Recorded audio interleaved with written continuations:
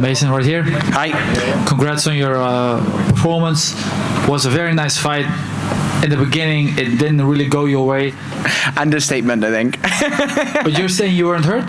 No, he caught me with some nice shots. Obviously, we will watch it back, but I just felt off the pace. We had a whole game plan that I started with the oblique and the high kick, and the whole game plan was to stay on it, to set everything up off the oblique, to keep him unsure on his feet, to stay on him. I just felt like I was in slow-mo. I felt like I couldn't get in, and he hit me with a pull cross, and then put two on the end of it, and he caught me with my feet. Well, not under me. I didn't feel rocked. I didn't feel hurt. He gave me a little bit of a nick, which is nothing new for me. But again, these were all mistakes I made.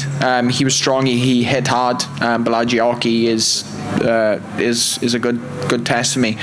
But I won. I dropped him at the end of round one. I think towards the end, I caught him with a lovely jab, put a split into him.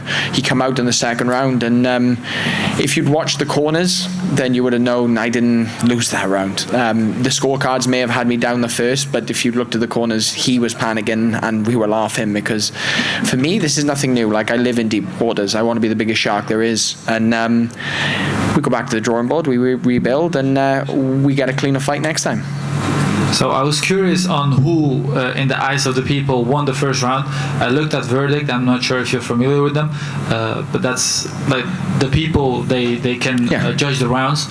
Most of them gave it to you. So in the eyes of the people, you won the first round. Second round, he started wrestling against you. I was so surprised with that because obviously the way the first round went, I expected him to come forwards, and my boxing coach, in between us laughing in the corner, literally just said, listen, if you don't feel great, just go back to basics. And I went back out there and I just started putting jabs on him, just started putting hands on him, hitting him with single jabs, and started to find my range and build my momentum back where I needed it to. I'd already opened him a bit, and he started wrestling, which for me is just a weird decision from him. Like, he's not a wrestler. I am a world-class judoka. I've got good jiu-jitsu, even though I clearly can't finish a Kimura. My jiu-jitsu coach is going to hang me with my black belt, I think, when we get home. But it's going to come. Everything for me is going to come. I've still got leaps and bounds I need to improve. Like, you see the guys in the card before me and after me, and these guys are all deep warriors who have learned from mistakes and past they've come. And I'm just going to go back, I'm going to rebuild, and I'm going to show that I'm a clean, clinical fighter who can put people to sleep.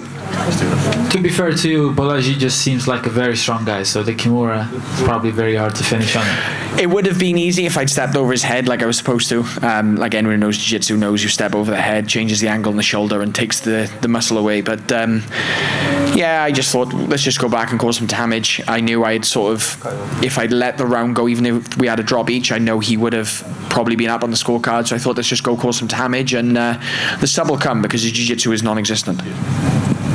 You said that you didn't feel like you had any damage, you took any damage. You wanted to fight in Qatar. How so? I've got a little nick on my eye. They give me a 30-day suspension. For me, this is, if you've watched my fights before, this is nothing. Like, I enjoy walking through fire. It keeps me warm. So I'm happy enough to go home. I'll be back on Tuesday. We'll work when I'm back. I'll probably run in Paris while I'm here. I've literally got no bruises on my shins, no marks. I took more shots in the first round than I did in the rest of the fight combined. So I know that's not saying much considering it's only a round and a half, but in my previous fights I've taken way more and been able to turn around on a lot less. Like, I'll be healed up in 5-6 days, and the bruising will go when I'm ready to go. But why necessarily Qatar?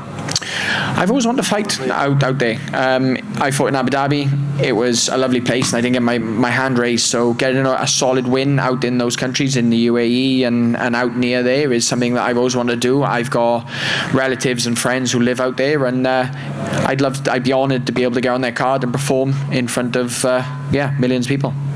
All right, thank you for your time, and congrats once again, brother. Thanks so much. Mason, hi. Simone Tata for Fight for Yours. First of all, congrats on the win. Talk about a comeback, and how sweet is it to accomplish a comeback like that in front of this crowd? To be honest, the crowd wasn't very loud. When I fought in Iowa, I was a blue corner fighter against a home fighter, and they were so loud I couldn't hear my corner. I was quite disappointed. I was expecting the boos and the jeers, or at least a bit of noise, but it's just a bit boring to walk out, to be honest. Like you like to hear the crowd react to you, and when the French sort of don't give you much, I just thought, they're not interested. So that was an experience. Like, I've always wanted to fight in the Aqua Arena because I've seen the fights in a Avenger before, and it was one of the best experiences I've seen. So they felt a little bit flat to me, but I went out there, I put on a fight. Like I said, I put on a fight, and I got the TKO. And now it's 6 wins in a row, and we talked with Modestas as well about a comeback story. And is it more or less the same with you? You've been in Cage Warriors, then the UFC, then Cage Warriors again, now the UFC again, and we spoke about you being sort of a completely new Mason Jones. How do you see this comeback story proceeding, the next steps? I'm 2-0 in the UFC. That's all that matters. The rest before it, they don't matter to me.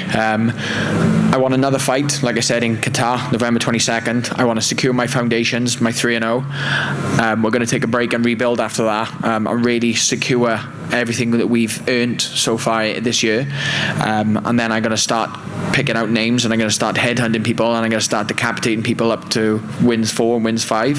And then I'm going to call for a top 15 place. And I'm going to earn my top 15 place. It's something that we've already planned out, something we're already ready for, but all that matters is getting this 3rd win and focus on the future now. Thanks so much, and always a pleasure to watch you fight. Pleasure, thank you. Anyone else? Thanks so much.